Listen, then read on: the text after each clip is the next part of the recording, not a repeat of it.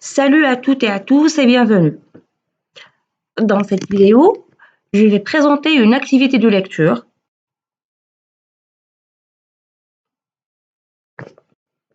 L'objectif de la séance consiste à étudier la dimension réaliste à partir d'un extrait du chapitre 13 du dernier jour d'un condamné de Victor Hugo. C'est le passage consacré au ferrage des forçats qui commence à partir de « à mesure qu'ils arrivaient » jusqu'à 3 actes à ce spectacle. Je suppose que vous avez déjà lu l'extrait. Avant de commencer l'analyse, j'aimerais bien mettre le point sur le ferrage des forçats. Voilà une image qui illustre l'événement. Nous avons un forçat par terre qui subit le ferrage. On ferre ses pieds, ses mains. On peut parfois même ferrer le cou. Il porte le collier en fer. Voilà le forgeron qui est en train de river le fer à coups de marteau.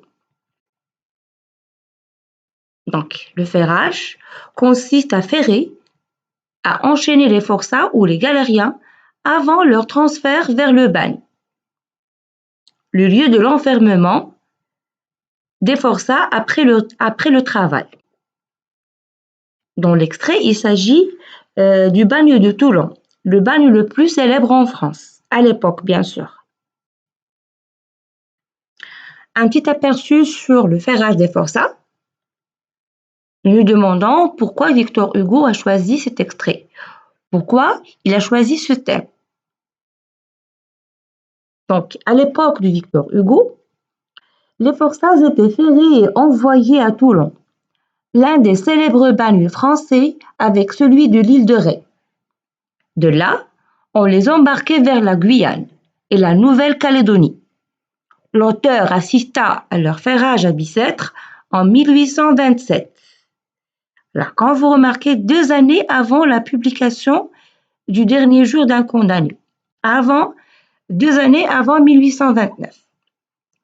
Les souvenirs qu'il garda de ces scènes humiliantes nourrissent largement le chapitre 13.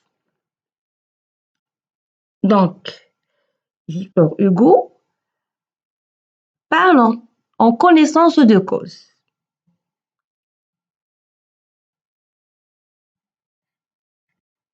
Pour situer le passage, comme vous le savez toutes et tous, nous avons respecté les règles ou bien la règle suivante. On situe le passage par rapport aux événements précédents tout en cherchant un lien qui mène au texte. Nous savons déjà que le narrateur condamné a passé quelques jours à Bicêtre. Donc, au cours de son séjour à Bicêtre, le narrateur condamné s'est réveillé sur une agitation et un bruit incommode. Son geôlier lui apprend qu'il s'agit du jour consacré au ferment des forçats, avant leur transfert au bagne de Toulon. Ainsi, lui propose-t-il de le conduire dans une autre cellule, dont la fenêtre donne sur la cour, afin qu'il puisse assister au spectacle. Passons maintenant à l'identification du texte. Le texte est narratif descriptif, nous remarquons qu'il y a une alternance de séquences narratives et de celles descriptives. Nous avons les temps de récit qui dominent dans la séquence narrative, l'imparfait et le passé simple. Nous remarquons aussi la redondance ou bien la récurrence des connecteurs temporels qui assurent la chronologie des événements. Pour la séquence descriptive, nous remarquons que les localisateurs, les procédés de caractérisation, les verbes de perception et l'imparfait, le temps de la description jalonnent l'extrait. La focalisation est bel et bien interne. D'ailleurs, le spectacle est appréhendé par le narrateur condamné. Le narrateur condamné nous fait part des souffrances et des sentiments des galériens, des autres et des siens aussi. Il connaît autant que les personnages. Pour l'analyse de la situation d'énonciation, nous répondons aux questions suivantes. Qui décrit à qui, où, quand et à propos de quoi? C'est le narrateur condamné qui décrit. Il s'adresse au lecteur et à l'opinion publique. D'ailleurs, le condamné, ou bien le narrateur condamné est le porte-parole du Victor Hugo. Il vise à agir sur le lecteur et sur l'opinion publique afin de le rallier à sa thèse, qui est bel et bien l'abolition de la peine de mort. Nous distinguons deux lieux différents. Le lieu où se trouve le narrateur condamné. Comme nous l'avons déjà cité dans la situation de passage, il est dans une cellule qui n'est pas la sienne, une autre cellule dont la fenêtre donne sur la cour. Et on a aussi le lieu des événements, où se trouvent les galériens et les spectateurs. Les événements se déroulent à midi du mois d'octobre. C'était l'automne. Et le thème majeur est le ferrage des forçats. L'analyse du texte nous a aidé à dégager les axes suivants. Un premier axe, la dimension théâtrale, qui est scindée en deux sous-axes. Une mise en scène réaliste, un spectacle en 3 actes. D'ailleurs, la dimension théâtrale a été représentée à maintes reprises. Deuxième axe, la dimension pathétique, qui est aussi scindée en 2 sous-axes, à savoir la souffrance des galériens et une image effrayante. Commençons d'abord par le premier axe, la dimension théâtrale, une mise en scène réaliste. Le spectacle est réaliste.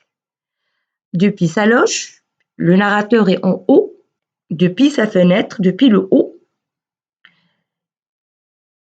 et en tant que témoin oculaire, décrit le ferrage des forçats comme s'il s'agissait d'un spectacle. Les éléments suivants indiquent et justifient la mise en scène. Nous avons la cour du Bicêtre qui a été assimilée à la scène où se déroule le spectacle. Les forçats, les gardes-chiourmes, les argousins, les geôliers, les médecins et les forgerons sont assimilés aux acteurs. Les détenus, y compris le narrateur condamné, les curieux de Paris qui sont venus pour se réjouir et pour assister aussi au spectacle, sont assimilés aux spectateurs. Nous avons aussi l'éclairage qui attribue un aspect théâtral à la scène, les jeux de lumière, le narrateur a profité du changement du climat, du changement du temps, les rayons du soleil, au début il faisait un beau temps, brusquement le temps change, il va pleuvoir, les brumes glissent du ciel, et comme le mentionne le narrateur vers la fin de l'extrait, ce spectacle déroule en 3 actes. Le premier acte est celui de la visite médicale. Les médecins auscultent les galériens et quoi qu'il soient les conditions physiques, tout le monde est habile pour le ferrage. On n'épargne personne. Deuxième acte est celui de la visite des geôliers et les préparatifs. Les gardiens ou les argousins, à coups de bâton, alignent les forçats en file indienne, l'un après l'autre, et par ordre alphabétique. Donc, chacun se trouve au hasard avec un compagnon inconnu. Et chacun porte sa chaîne.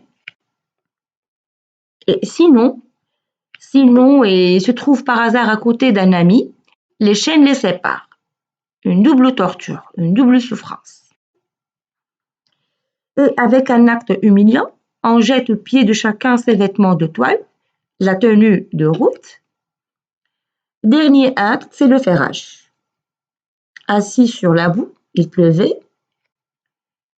Chaque trentaine ou vingtaine de galériens essaient leur collier, puis 2 forgerons rivent le fer à coups de marteau.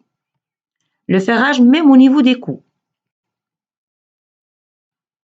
Nous constatons vers la fin que le narrateur décrit minutieusement toutes les phases du ferrage. Rien ne lui échappe. Il décrit étape par étape. Il s'agit d'une description réaliste. Le narrateur décrit la sordidité du spectacle.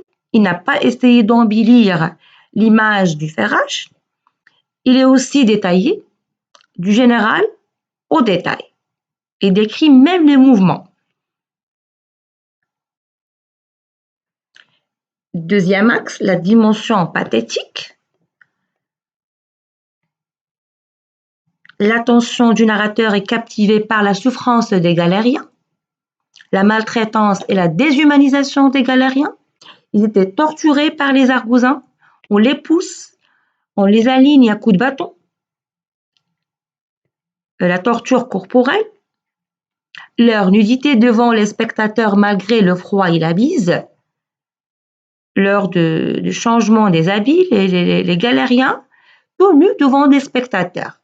Un acte inhumain et humiliant.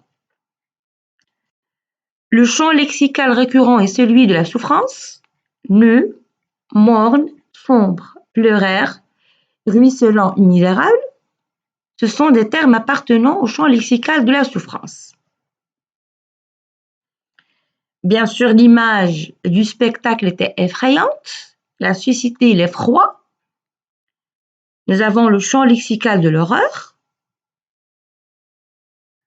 Et les termes appartenant à ce champ lexical sont bel et bien affreux, sinistre, claqué, frissonné, palisse. Ce spectacle avait même un effet sur le narrateur. Il a suscité sa pitié et son effroi. Je cite le texte. « C'était pitié de les voir, c'est un moment affreux. Je regardais avec terreur. » Et d'ailleurs, vers la fin du chapitre, le narrateur va s'évanouir, il va perdre conscience. Il sera transféré et hospitalisé à l'infirmerie de la prison, où il a passé une nuit. Bien sûr, cette dimension pathétique a été véhiculée à travers le registre pathétique. C'est les souffrances et les douleurs du narrateur condamné et des galériens qui ont été mis en avant. Nous dégageons aussi quelques figures de style qui ont été mises au service du pathétique. La personnification, qui est en même temps une antithèse. Un silence morne, triste. Nous avons attribué un caractère humain au silence, avait succédé à leur bruyante bravade. Antithèse entre silence et bruyante. Le silence et le bruit. L'oxymore est à la fois antithèse, un cri et le bruit sourd. Bruit sourd est un oxymore.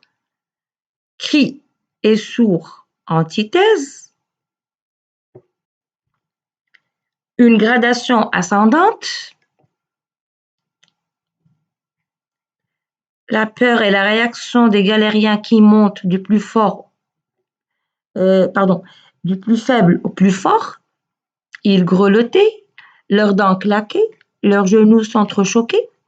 C'est une gradation croissante, du plus faible au plus fort, pardon.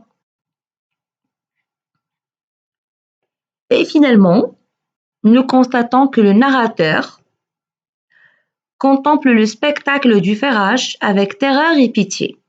Ce spectacle avait un effet sur le narrateur condamné.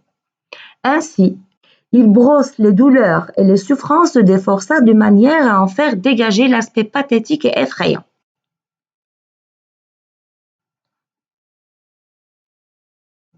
Ce passage constitue un témoignage réaliste, à travers lequel Hugo a tiré la sonnette d'alarme sur le traitement inhumain des forçats. Il s'est focalisé sur les conditions inhumaines que vivaient les forçats. C'est un plaidoyer en faveur de l'abolition de la peine capitale. Le narrateur dénonce la torture et la déshumanisation des forçats? Les futurs condamnés à mort. Un forçat est un futur condamné à mort. Même après sa libération, il sera marginalisé, écarté, rejeté par la société. Il ne sera pas recruté ou embauché. Et pour subvenir à ses besoins, il se livre à l'assassinat et au vol. Et automatiquement, il deviendra criminel et par la suite, il sera condamné à mort. Fin de la séance. Merci pour votre attention et à la prochaine vidéo.